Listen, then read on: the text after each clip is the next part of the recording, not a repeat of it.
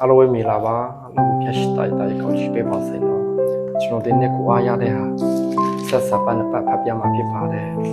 ရှုံးမခန်းကြီးတောင်းအငင်လဲလူခန့်တင်းတို့ဒီတစ္ဆာပြတ်တော်လဲဖြတ်ခေတစ္ဆာတို့ဒီတိစေတတိရှုံးမခန်းကြီးတစ်ဆယ်အငင်ဆက်တောင်းအကြောင်းမူကားထော်လာဖျားကိုပဒနာပြုတ်တော်သူရှိသမျှတို့ဒီကေတင်တော်မူခြင်းကိုရောက်ရကြလေတည်းကျွန်တော်တို့ဒီကျမ်းစာထဲမှာရှိလက်ပြောထားတာပဲရှိသမျှအလုံးတွေကတိမရှိ